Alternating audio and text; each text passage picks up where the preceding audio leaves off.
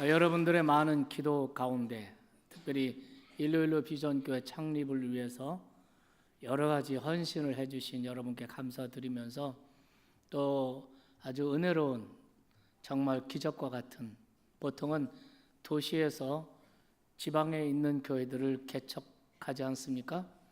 근데 시골에 있는 아주 가난한 지역, 하루에 한 끼 먹는 그런 지역에서 개척한 네가네스 비전 교회가 성장하고 일로일로 시내에 있는 아이들, 청년들, 그 부모들 전도해서 일로일로 시내에서 그 시골로 예배드리러 가는 사람이 100명쯤 되게 됐습니다. 그래서 이번에 학교를 빌리려고 했는데, 학교를 빌려서 계약까지 했는데 또 누가 반대하는 사람이 있어서 교육청에다가 진정을 해가지고 그게 또 안 됐어요. 그러다가 이제 마을에 그걸 그 사람들은 짐이라고 하는데 지붕이 있는 건물이죠. 그래서 마을 사람들이 거기서 농구도 하고 또 행사도 하고 뭐 축제도 하고 이런 마을마다 전부 다 이런 그 바람가이마다 짐이 있는데 그곳을 계약을 하고 빌려서 일로일로 비전 교회를 창립하게 됐습니다. 일로일로 비전 교회 신자들이 한 100명쯤 되고 네가네스에서 있는 신자들이 한 100여 명, 150명 이렇게 오셨고, 그리고 나머지는 또 초대해서 그 마을 분들이 오셨습니다. 한 400명쯤 참석했는데 아주 큰 은혜 가운데 일로일로 비전 교회가 아주 건강한 모습으로 탄생을 했습니다. 하나님께 영광을 돌리고 여러분에게 감사를 드립니다.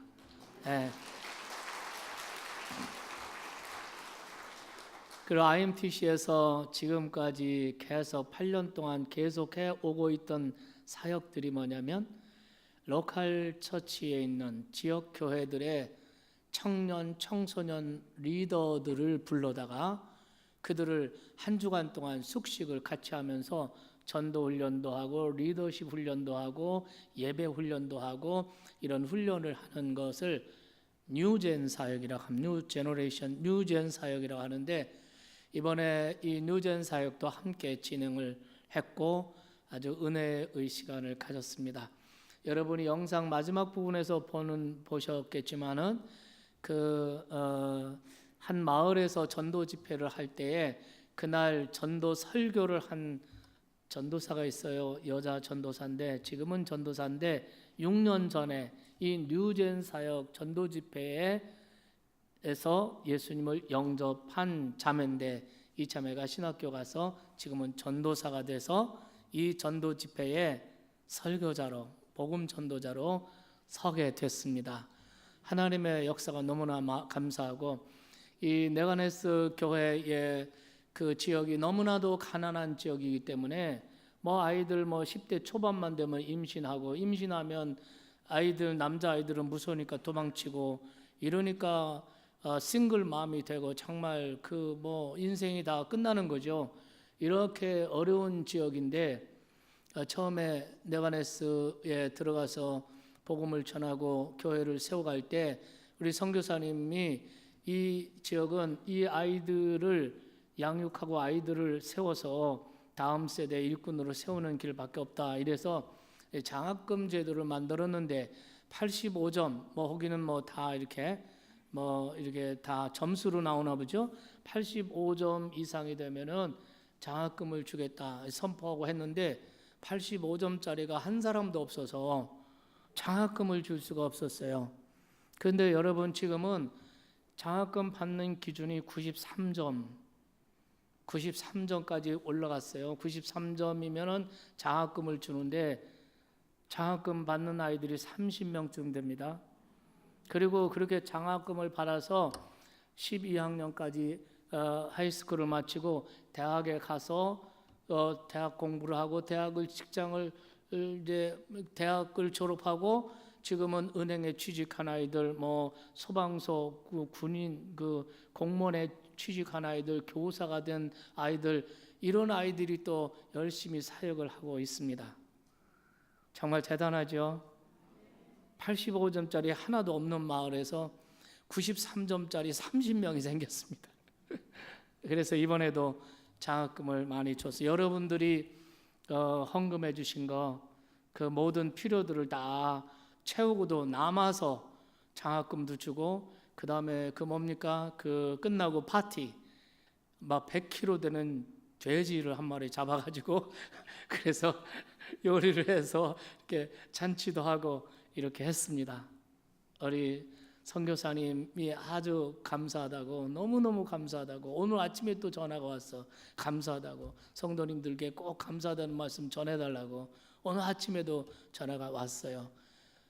여러분께 깊은 소식 전하고 선교에 헌신하는 우리 교회를 하나님이 축복하실 줄로 믿습니다. 교회 성장은 두 가지 형태가 있는 것 같아요. 하나는 수직 성장입니다. 그래서 그 교회가 부서가 많아지고 셀이 많아지고 신자들이 많아지고 재정이 많아지고 이런 수직 성장이 있습니다. 교회는 수직 성장도 해야 되겠죠. 근데 이런 형태의 성장보다 더 바람직한 성장은 수평 성장입니다. 복음을 확산시키는 겁니다. 그래서 우리 참정교회는 40년 역사 가운데 이 두 가지 성장을 동시에 추구했습니다. 그래서 우리가 여러분이 아시다시피 참정교회 지교회들이 많이 있지 않습니까? 그리고 이제 선교사를 훈련해서 파송하고 그들을 지원하고, 지금 현재 선교지에서 건축하는 예배당 건축하는 교회가 4교회나 있지 않습니까? 그것이 다 평신도들의 헌신을 통해서 교회 건축이 이루어지고 사역이 확장되는 것을 생각할 때, 하나님이 이 교회 뭐 그렇게 큰 교회는 아니지만 하나님이 기뻐하시는 이런 교회가 아닌가, 저는 이렇게 생각합니다. 교회가 뭡니까? 교회가 건물이 교회인가요? 여러분이 교회죠. 하나님이 여러분을 기뻐하실 줄로 믿습니다.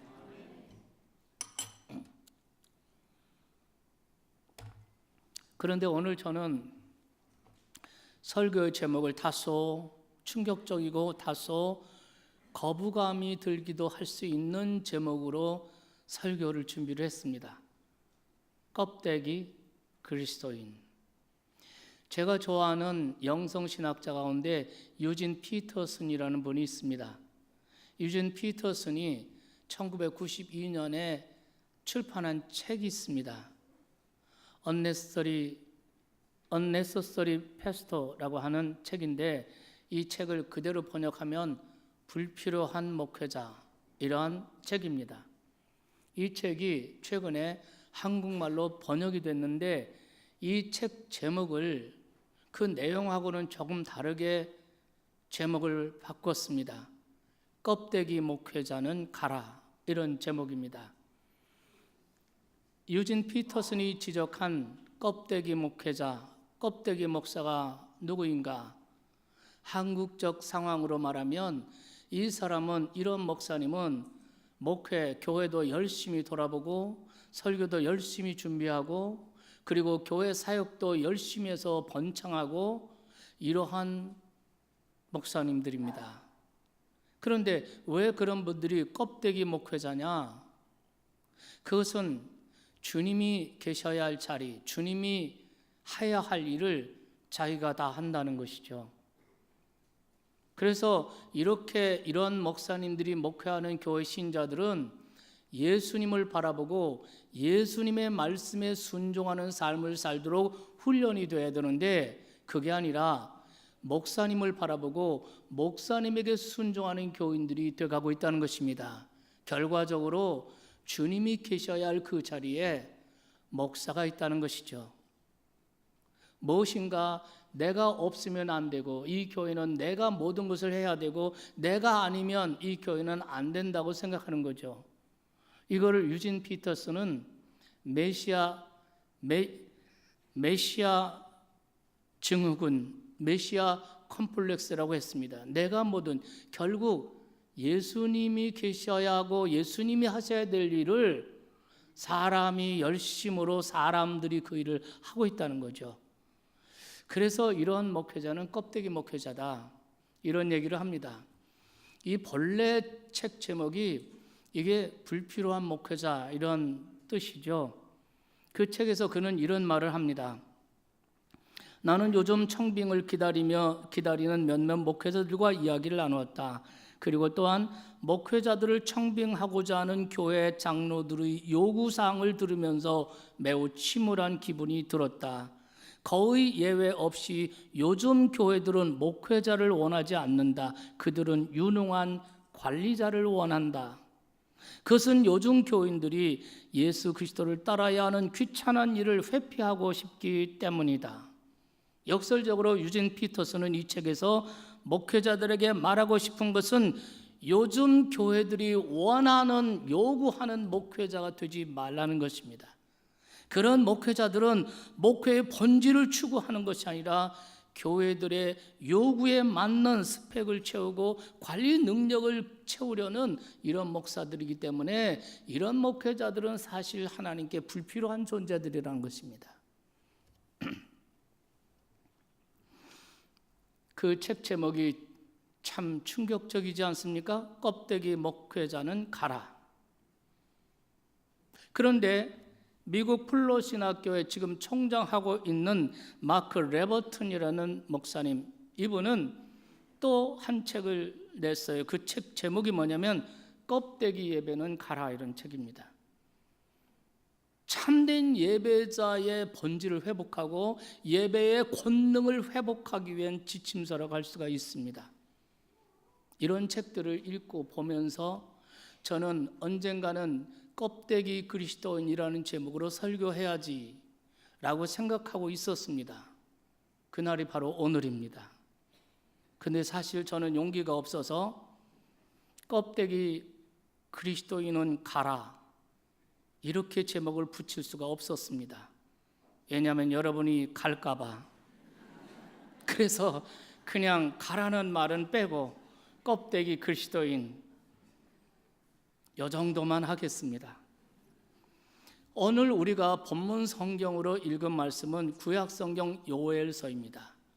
요엘서의 역사적 배경은 주전 830년경 유대나라, 남왕국 유대나라 요시야 왕이 다스리고 있던 때입니다.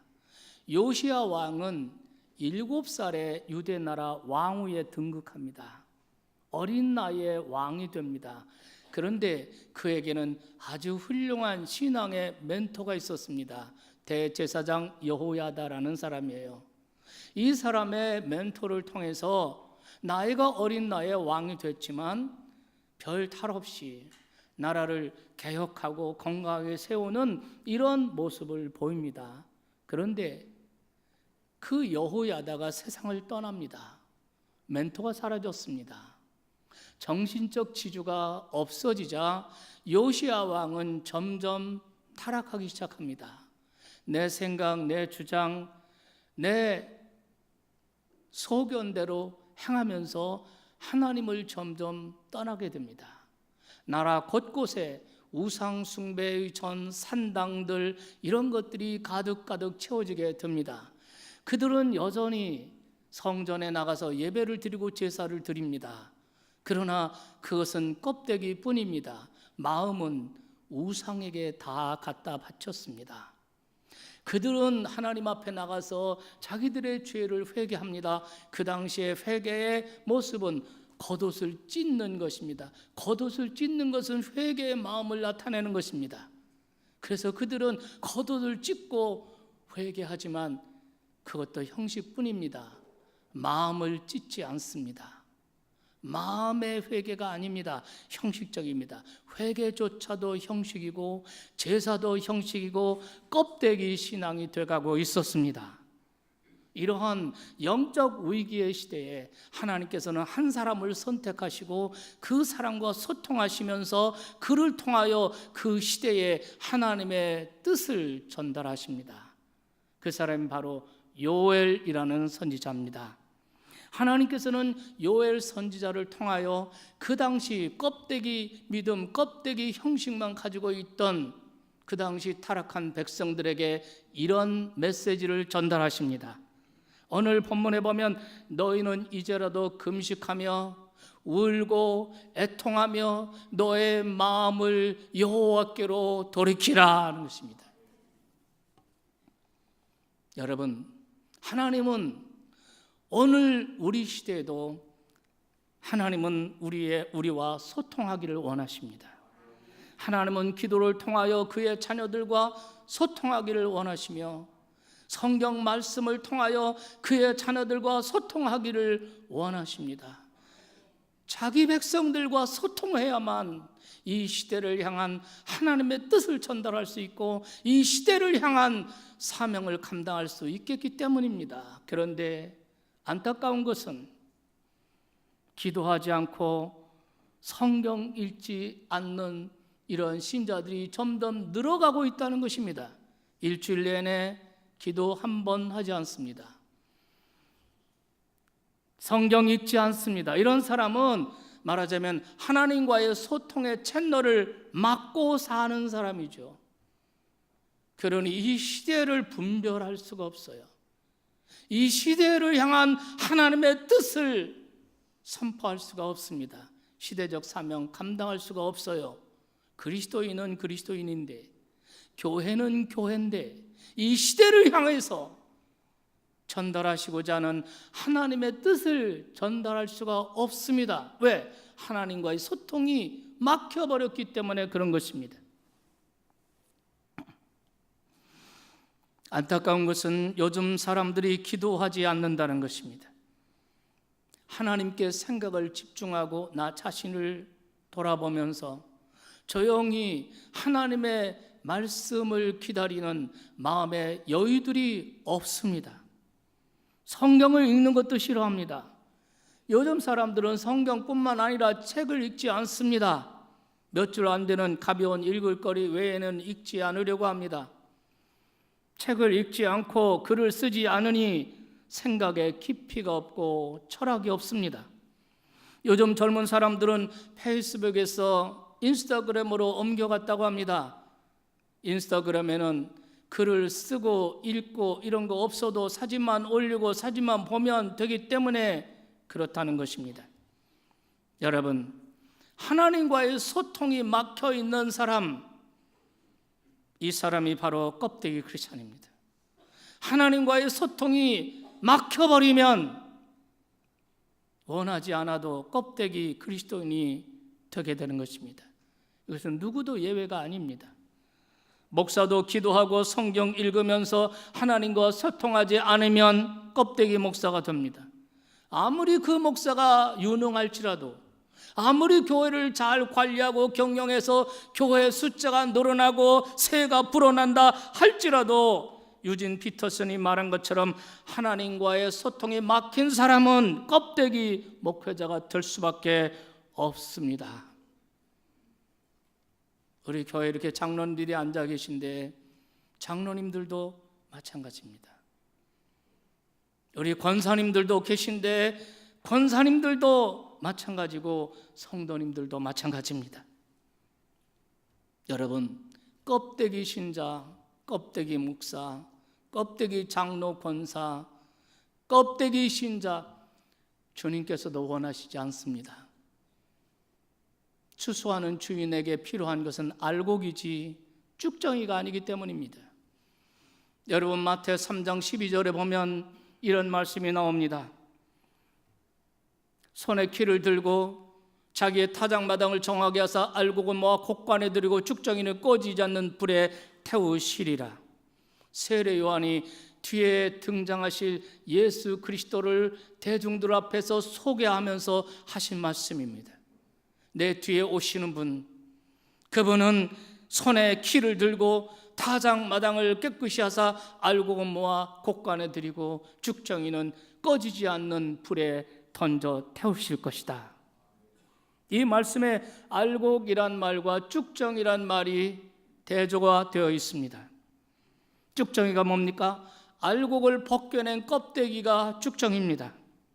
알곡은 모아서 창고에 두고 껍데기는 쓸모없어 영원히 꺼지지 않는 불에 던질 것이라고 말합니다. 껍데기 신앙에 대한, 껍데기 믿음에 대한 준엄한 성경의 경고입니다. 여러분, 저와 여러분 중에도 아무도 껍데기 같은 사람 되기 원하는 사람은 없습니다. 아무도 껍데기 목사 되고 싶어하는 사람, 그런 목사 없습니다. 아무도 껍데기 장로, 껍데기 권사, 껍데기 신자가 되고 싶어하는 사람 아무도 없습니다. 저는 그렇게 믿습니다. 그런데 중요한 것은 오늘날 이 껍데기의 증상을 앓고 있는 사람들이 너무나도 많이 있다는 것입니다. 주님도 원하지 않고 우리 자신도 원하지 않는데 우리도 모르는 사이에 껍데기 신자가 되고 있다는 것입니다. 이반 민턴이라는 사람이 껍데기 신자가 되어가는 5가지 사인이라는 글을 썼습니다. 껍데기 신자가 되어가는 5가지 사인, 궁금하지 않습니까? 첫째 증상, 하나님과 대화하지 않는 것입니다. 정상적인 크리스천이라면 하나님에 대한 목마름, 하나님에 대한 갈망이 있다는 것입니다. 그런데 껍데기 신자는 하나님께 대한 목마름이 없습니다. 하나님을 갈망하지 않습니다. 다윗은 시편에서 이렇게 말합니다. 목이 가란 사슴이 시냇물을 찾아 헤매이듯이 하나님을 갈망했습니다. 그런데 이 갈망이 없습니다. 세상의 쾌락이나 세상의 명예나 출세나 돈에는 갈망이 있습니다. 목마름이 있습니다. 그런데 하나님에 대한 갈망이 없어졌습니다. 그래서 하나님을 찾지 않고 하나님과 소통하지 않아도 아무렇지도 않습니다. 이게 첫 번째 증상입니다. 두 번째 증상은 성경을 읽지 않는다는 것입니다. 성경을 읽지 않고 일주일 아니 한 달이 지나도 아무렇지도 않은 사람들이 이 자리에 있다면 껍데기 그리스도인이 되어가고 있는 증상이 나타나는 것입니다. 이반 민턴은 이런 사람들을 성경적인 문맹인이라고 했습니다. 문맹인은 글자를 읽을 줄도 모르고 쓸 줄도 모르는 사람이에요. 마치 문맹인처럼 성경을 읽으려고 시도조차도 하지 않는 크리스천들이 늘어나고 있다는 것입니다. 그래도 아무렇지도 않은 것입니다. 셋째 사인은 죄 가운데 살면서도 상관하지 않는 것입니다. 죄를 짓고 하나님의 뜻을 어기고 그리고 죄 가운데 살면서도 나만 그런가? 다들 그렇게 살아. 이렇게 자신의 죄를 정당화합니다. 목사님은 세상에서 비즈니스를 안 해보셨으니까 그런 말씀을 하십니다.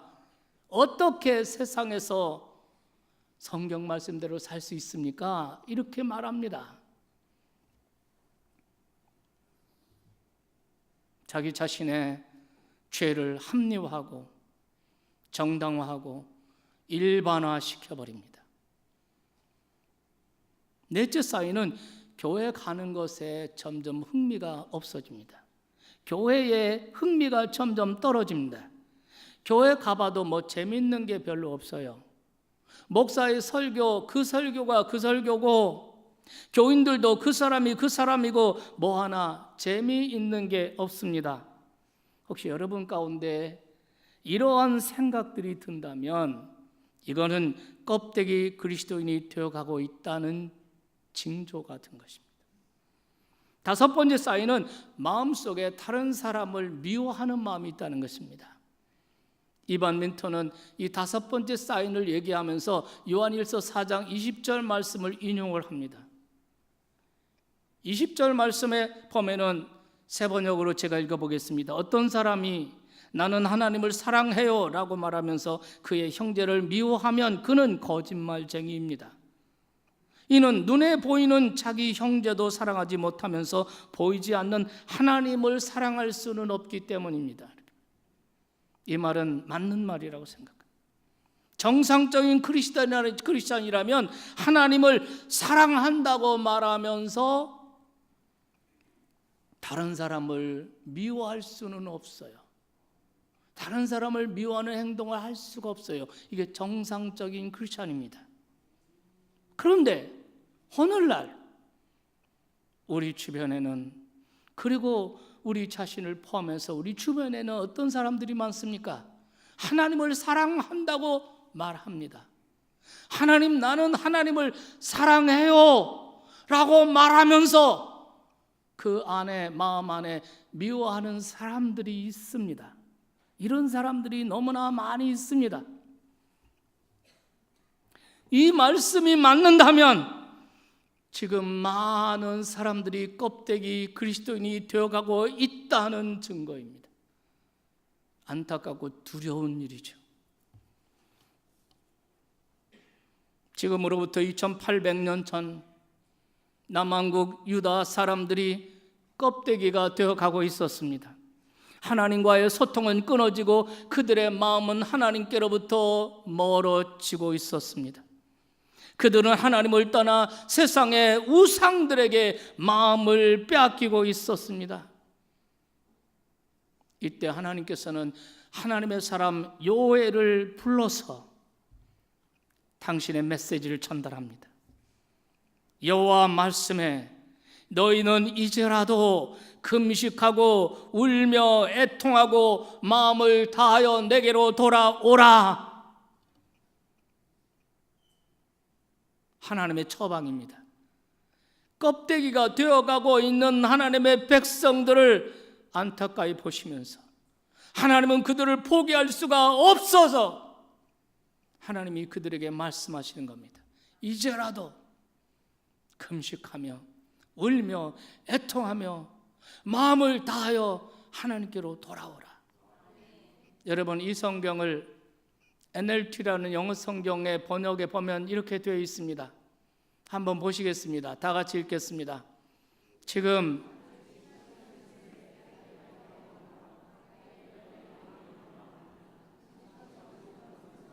그렇습니다.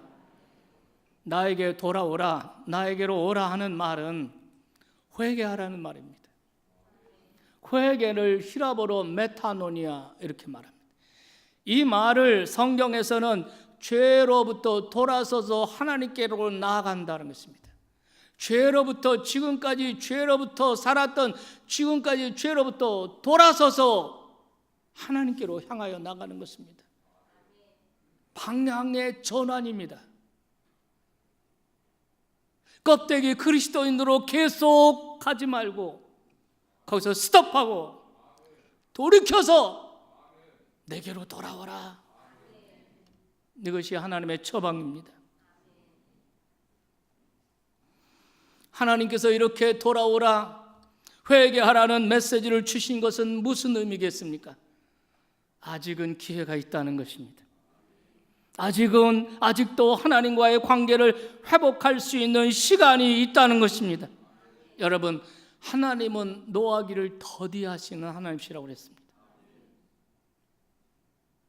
은혜가 풍부하신 하나님, 긍휼이 많으신 하나님, 노하기를 더디하시는 하나님.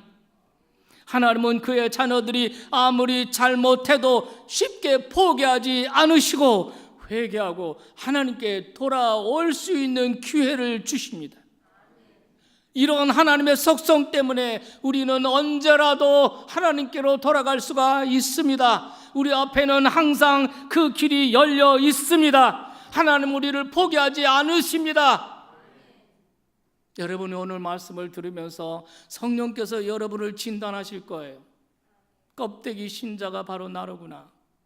내가 껍데기 목사로구나. 내가 껍데기 장로로구나. 성령께서는 여러분 다 깨닫게 하실 것입니다. 여러분, 그런데 이렇게 깨달을 때 나는 껍데기야 하고 좌절하고 포기할 것이 아니라는 것입니다. 하나님께서 돌아오라는 말씀, 아직은 시간이 있다는 것입니다. 하나님과의 관계를 회복할 수 있는 시간이 있다는 것입니다. 하나님께서는 우리를 결코 쉽게 포기하지 않아요. 그렇기 때문에 우리도 하나님을 쉽게 포기할 수 없습니다. 하나님은 포기하면 안 됩니다. 그러면서 하나님께서는 요엘 선지자를 통해서 이렇게 말씀을 이어가십니다. 너희는 옷을 찢지 말고 마음을 찢고 너희 하나님 여호와께로 돌아오라. 그분은 은혜롭고 자비로우시다. 그분은 쉽게 노하지 않으시고 사랑이 많으시며 벌하지 아니하시는 하나님이시다. 여러분, 옷을 찢지 말고 마음을 찢으라고 하는 말씀이 뭡니까? 이 말은 우리의 회개가 진실해야 한다는 것이죠. 그 당시에 사람들이 회개할 때 나타난 표현이 두 가지였습니다. 하나는 죄를 뒤집어 쓰는 겁니다. 또 하나는 겉옷을 찢는 것입니다. 이것이 회개입니다.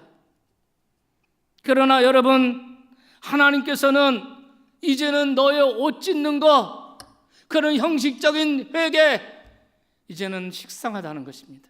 이제는 질렸다는 것입니다. 너의 옷을 찢지 말고 마음을 찢어라. 너의 마음을 찢어라는 것입니다. 12절에 보면 너의 마음을 나에게 달라라고 말합니다. 이 말씀도 다 마찬가지입니다. 하나님께서는 너의 마음 전부를, 너의 마음을 통째로, 너의 진심을 나에게 달라는 것입니다. 형식만 내게 있지 말고, 마음은 우상에 가 있고, 죄 짓는 데 가 있고, 세상에 가 있고, 몸만 와 있지 말고, 옷만 찢지 말고 마음을 찢어서 내 진심을 나에게 달라 하는 것입니다. 여러분, 하나님께서 얼마나 사람들의 형식적인 회개에 식상하셨으면 그런 말씀을 하셨겠습니까? 옷을 찢고 죄를 날리고 야단치길래 회개한 줄 알았습니다. 그런데 아니었습니다. 옷을 찢고 나서 얼마 후에 언제 그러냐는 듯이 옛날 삶으로 돌아갑니다. 여러분, 오늘 우리들에게 껍데기 그리스도인이 되어가고 있는 사인들이 보이지 않습니까? 기도하기 싫어합니다. 성경 읽기 싫어합니다. 하나님과의 소통의 채널이 꽉 막혀 있습니다. 교회에서 열심히 일하고 열심히 봉사하고 열심히 활동하는데 기도하지 않습니다. 성경 읽기 싫어합니다. 하나님과의 소통의 채널이 막혀 있습니다. 마치 혈관이 막혀서 피가 잘 통하지 않아서 혈압이 높아져서 건강에 적신호가 생긴 것처럼 오늘 우리의 믿음 생활에 적신호가 켜지고 있다는 것입니다. 해결 방법은 다른 데 있지 않습니다. 2800년 전 같은 증세를 알았던 남한국 유다의 역사에서 교훈을 얻는 것입니다. 위험 신호를 심각하게 받아들이고 해결책을 마련해야 합니다. 알곡은 모아 곡간에 들이고 쭉정이는 꺼지지 않는 불에 던져 태우시리라. 이 준엄한 경고를 심각하게 받으셔야 됩니다.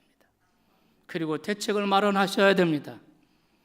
하나님은 옷을 찢는 것 같은 형식적인 회개는 너무나 많이 보았기 때문에 이제는 식상하다고 말씀하십니다. 이제는 내 앞에서 너의 마음을 찢어 그 속에 있는 내 진심을 달라는 것입니다.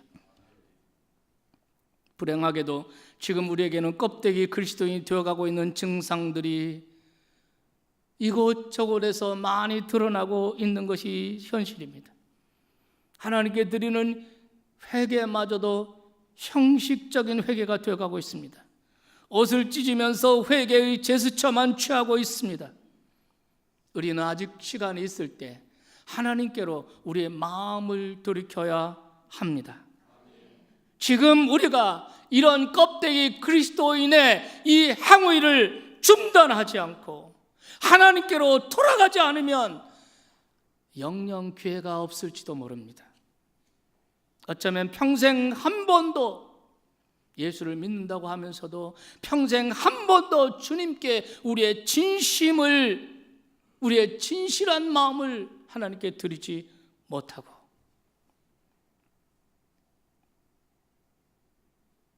참된 헌신 한 번도 드리지 못하고 그냥 껍데기 그리스도인으로 마칠 수도 있습니다. 그렇지 않으려면 지금 우리의 마음을 찢어야 합니다. 하나님께 우리의 진심을 드려야 합니다. 깨달으시면 아멘하십시오. 중요한 거 이겁니다. 내가 껍데기 크리스찬이냐 아니냐 이게 중요한 것이 아닙니다. 내가 껍데기 크리스찬의 증상이 나에게 나타났다 할지라도 여기서 중단하고 마음을 돌이켜서, 믿습니까? 하나님께로 돌아가야 된다는 것. 이 신앙이 이렇게 가서는 안 된다는 것입니다. 그것이 중요한 말씀인 것입니다.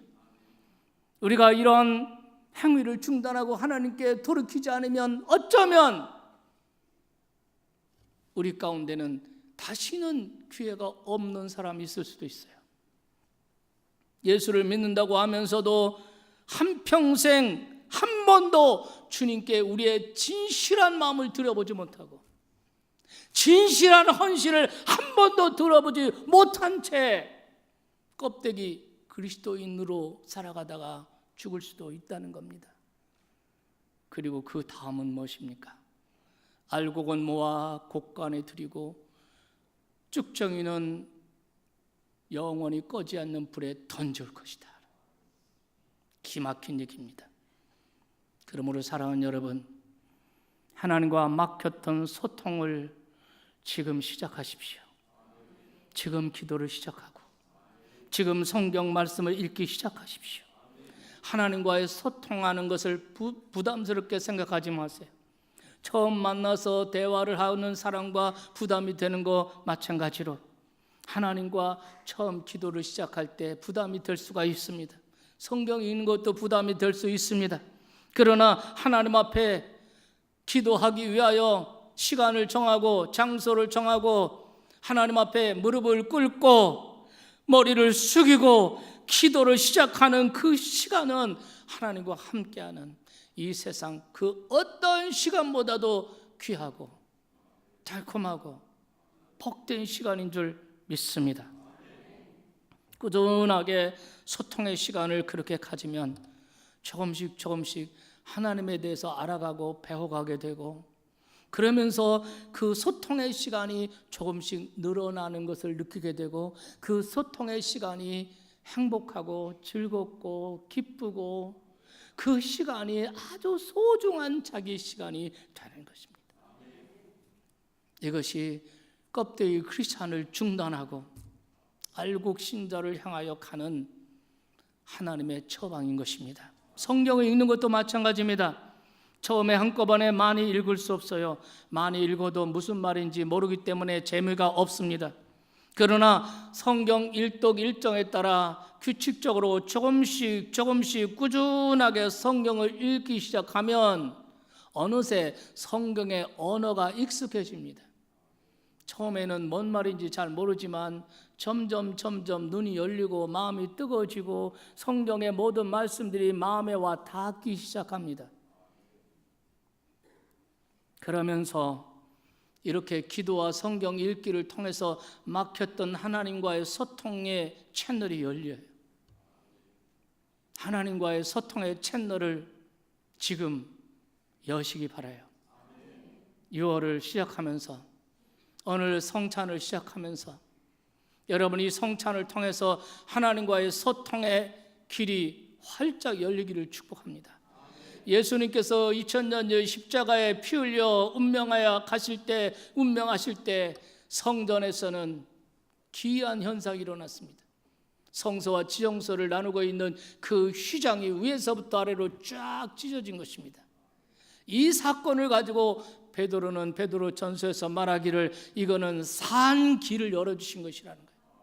살아있는 길. 오늘 성찬을 통해서 이 산 길이 열리기를 바라고 하나님과 막혔던 소통을 열어가세요. 그래서 껍데기 되지 말고 알곡들이 되시기를, 그런 6월이 되시기를 주님의 이름으로 축원합니다.